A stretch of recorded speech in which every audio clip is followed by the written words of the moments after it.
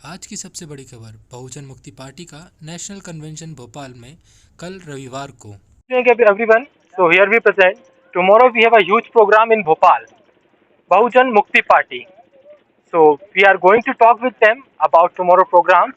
We have respected Pravendra Pratap Singh ji here. So we'll talk to them about tomorrow program. So sir, कल आपका क्या programme है और किस संबंध में प्रोग्राम है? कल हमारा फर्स्ट नेशनल कन्वेंशन होने जा रहा है भोपाल में, जिसमें कि लगभग 22 स्टेट के लोग पूरे भारत के सभी राज्यों से यहाँ उपस्थित रहने वाले हैं डेलीगेट्स के रूप में, जिसमें बड़े पैमाने पर महिला और पुरुष डेलीगेट्स रहेंगे। भारत की जो आज वर्तमान की जो राजनीति है वो पॉलिटिकल सिनेरियो बिल्कुल अलग हो गया है। देश की जनता परेशान है। इन 8 सालों में डबल इंजन की सरकार बीजेपी की चल रही है और इस सरकार में सारे लोग परेशान हैं। किसान भी परेशान है, यूथ भी परेशान है। और जो मौलिक बातें, सबसे इम्पोर्टेंट बात यह है कि भारत के अंदर में जो मौलिक अधिकार हैं संविधान के अंदर में, वो संविधान भी खतरे में पड़ा हुआ है। और सारे लोग जिधर भी देखो उधर जो है आज परेशानी के दौर से लोग गुजर रहे हैं। सर, जो निजीकरण के नाम पर सरकारी संपत्तियां जो बीजेपी के माध्यम से बेची जा रही हैं, उसके संदर्भ में आपके क्या विचार हैं? ये बहुत बड़ा देश के अंदर में घोटाला हो रहा है। देश की तमाम संपत्तियों को ये सुनने में बहुत अच्छा लगता है जो नरेंद्र मोदी जी कहते हैं कि सौगंध मुझे इस मिट्टी की, मैं देश नहीं बिकने दूंगा, मगर सही मायने में बीएसएनएल को नहीं बचने दूंगा, बेच डालूंगा। और रेलवे विभाग को नहीं बचने दूंगा, उसको भी बेच डालूंगा। और जितने भी नवरत्न कंपनियां हैं उन तमाम नवरत्न कंपनियों को भी एक एक करके बेचने का काम किया। जो जनता के टैक्स से भारत में रेलवे चल रही है, उस रेलवे को भी नहीं बख्शा इन लोगों ने, रेलवे को भी बेचने का काम किया।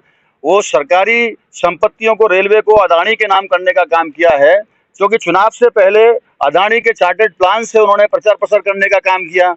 और अभी सरकार बनाने के बाद में सारे देश की संपत्तियों को आज की तारीख में क्या नरेंद्र मोदी जी और क्या राज्यों की सरकार जो उनके हवाले करने का काम कर रही है।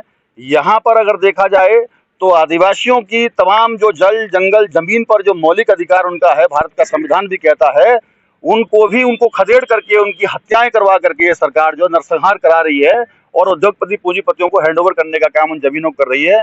यह भी एक भयानक बात है। सर, जो आपने बोला अडानी जी जो बेचे जा रहा है उनको, जो श्रीलंका में जो पानी के जो पोर्ट थे जो अडानी कंपनी को देते वक्त जो हमारी भारतीय गवर्नमेंट ने जो प्लान कैंसिल कर दिया था, उस संबंध में आप क्या कहना चाहेंगे? नहीं, अदानी के चाहे वो पोर्ट हो, बंदरगाह हो, वो सारी बातों को मैं कह रहा हूँ ओवरऑल तौर पर सारे देश की संपत्तियों को बेचा जा रहा है। चाहे वो पोर्ट हो, चाहे और भी कोई मुद्दे हों। और एक बड़ी बात है कि ये देश में जाति जनगणना पर सरकार रोक लगाने का काम कर रही है।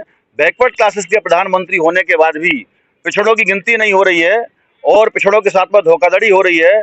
कांग्रेस पार्टी ने भी ओबीसी की जनगणना को रोकने का काम किया और भारतीय जनता पार्टी भी बाकायदा सुप्रीम कोर्ट में हलफनामा देने के बाद में भारत सरकार उनकी गिनती पर रोक लगाने का काम कर रही है। सर, जैसा कि आप जातिवाद के बारे में बोल रहे हैं, तो बाबा भीमराव साहब अम्बेडकर ने भी कहा था कि जाति सबसे बड़ी हमारी दुश्मन है। तो हर पार्टी जाति के लेके ही वोट मांगती है और जाति को लेके ही बात करती है। वो पार्टी कब आएगी जब वो एक जाति लेके आएगी कि नर, मादा और जो तीसरी जाति होती है ट्रांसजेंडर की, ये 3 ही जाति होंगी, इसके अलावा कोई जाति नहीं होगी इस भारत देश में। नहीं, भारत जो है वो जाति प्रधान देश है। ये एक कड़वा सच है और इसको लेकर के बाबा साहब अम्बेडकर ने 1916 के अंदर में और उस समय थीसिस लिखा, 1917 में सबमिट किया अमेरिका के अंदर में, कास्ट इन इंडिया नाम की जो थीसिस है। और उन्होंने उस वक्त में चेताने का काम किया दुनिया वालों को कि भारत के अलावा जो दुनिया वालों, भारत में जो कास्ट इन इंडिया है, भारत के अंदर में जो जाति व्यवस्था है, इसको खत्म करने के लिए रोको, नहीं तो ये पूरी दुनिया के लिए नासूर बन सकती है। तो जाति व्यवस्था जो है वो मानवता के लिए बहुत खतरनाक है। इसको लेकर के चिंता जाहिर किया और बाबा साहब अम्बेडकर ने तमाम जातियों को इकट्ठा करके एक समाज बनाने का प्रयास किया और उस समाज में शेड्यूल कास्ट नाम का एक समाज तैयार किया, जिसके अंदर में शेड्यूल कास्ट में 1703 जाति आती हैं। शेड्यूल ट्राइब बनाया, लगभग 850 जातियों का समूह तैयार किया, यानी जाति को दूसरे नंबर पर भेजने का काम किया। और जहाँ तक अदर बैकवर्ड क्लासेस की बात है तो वो चौथा समाज है, समूह कह सकते हैं हम लोग उसको, वो 3743 जातियों का समूह है उसके अंदर में। तो इस तरीके से जातियों को, तमाम हजारों जातियों को उन्होंने 3 नाम से पुकारा और उसके बाद में कन्वर्टेड माइनॉरिटी के तौर पर अलग से अल्पसंख्याक वर्ग निर्माण किया उन्होंने, जिसमें सभी प्रकार की जो माइनॉरिटी हैं, मुस्लिम, सिख, ईसाई, बुद्धिस्ट, जैन जो है, जिसको कॉन्स्टिट्यूशनल राइट्स मिले हुए हैं, तो वो भी किया। अब हम तमाम प्रकार के इन सभी लोगों को भी एक नाम देने का कोशिश कर रहे हैं और उस पर हमारा बहुत बड़े पैमाने पे काम चल रहा है। उसका नाम है मूल निवासी समाज। तो भारत में मूल निवासी बनाम विदेशी का एक महासंग्राम आज वैचारिक तौर पर चल रहा है देश के अंदर में, और आने वाले समय में चुनाव में भी एक बहुत बड़ा मुद्दा ये बनेगा, क्योंकि जो मोहन भागवत जी कल तक मुसलमानों को, मोहन भागवत, आरएसएस, बजरंग दल के लोग in the name of Hindu जो कहते थे कि मुसलमानों को पाकिस्तान जाना चाहिए, डीएनए के अनुसार यह पाया गया कि मुसलमानों का डीएनए और तमाम जो विक्टिम्स लोग हैं उन सभी का डीएनए एक कच है, दो नहीं है। और आज भारत में जो कब्जा करके बैठे हुए हैं वो कब्जाधारी लोग जो है, वो उनका डीएनए अगर देखा जाए तो वो भारत के किसी भी बहुसंख्यक लोगों के साथ में उनका नहीं मिलता है। तो ये एक बहुत चर्चा का विषय को लेकर के अभी डीएनए कॉन्फ्रेंस हुई थी। वो डीएनए कॉन्फ्रेंस के अंदर में भी रोहतक में उसको रोकने का प्रयास किया गया। वामन मेश्राम साहब और प्रोफेसर विलास खराज जी के द्वारा वो डीएनए परिषद रखी गई थी, मगर वहाँ की सरकार ने, खट्टर की सरकार है, वहाँ कार्यक्रम होने से रोकने का काम किया। जो लोग जाति व्यवस्था को बनाए रखना चाहते हैं उनके लिए खतरा है, और वो केवल नौटंकी करते हैं, हिंदू के नाम पर लोगों को बरगलाने का काम करते हैं, हिंदू के नाम पर लोगों को अधिकार देने के लिए वो लोग तैयार नहीं है। तो सर, जैसे केवल चुनाव में वोट लेने के लिए भारतीय जनता पार्टी का हिंदू बनाने का राष्ट्रीय कार्यक्रम है। सर, जैसे अगर आपकी पार्टी सत्ता में आती है तो फिर आपका क्या कार्य होगा इस जातिवाद को लेकर हमारे भारतवर्ष में? हमारी पार्टी सत्ता में आती है तो हम लोग स्टैम्प पेपर पर लिख के देते हैं। पहली बार भारत की इकलौती पार्टी है जो अपना इलेक्शन मैनिफेस्टो जो है वो मतदाताओं को एग्रीमेंट करके देती है। 2014 से लेकर के इंटरनेट पर पड़ा हुआ है हमारा, जितने भी राज्यों में चुनाव हुआ, लोकसभा चुनाव हुआ, चाहे 19 का हो, चाहे 14 का हो, और आगे भी जो होगा, हम लोग मतदाताओं के साथ में एक एग्रीमेंट करते हैं। क्योंकि भारत की राजनीति में उन्होंने बहुत बड़े पैमाने पर धोखा देने का काम किया मतदाताओं को, और उसमें हम कहते हैं जो हम कर सकते हैं उतना ही हम लोग स्टैम्प पेपर पर एग्रीमेंट बना के देते हैं मतदाताओं के नाम पर। ये भारत की इकलौती पार्टी है, और उसमें पहले नंबर की बात है एज पर द कॉन्स्टिट्यूशन लोक संख्या के अनुपात में पर्याप्त प्रतिनिधित्व देने की।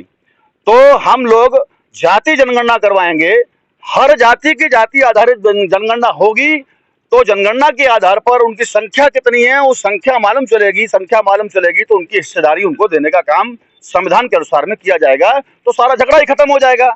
हम तो ये कह रहे हैं SC ST OBC की भी जनगणना होनी चाहिए, और जो ब्राह्मण हैं, क्षत्रिय हैं, वैश्य हैं, उनकी भी जाति आधार पर जनगणना होनी चाहिए। अगर वो 3.5% है तो 3.5% ही उनको हिस्सेदारी मिलनी चाहिए संविधान के अनुसार में, 4.25 नहीं मिलनी चाहिए और 3.25 भी नहीं मिलनी चाहिए।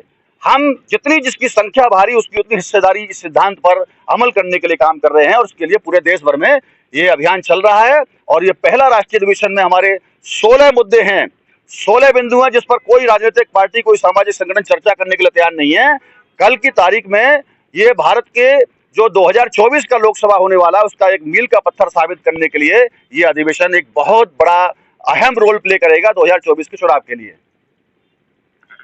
So, thank you and be with us in the Sun Observer with the newsman Max. Thank you.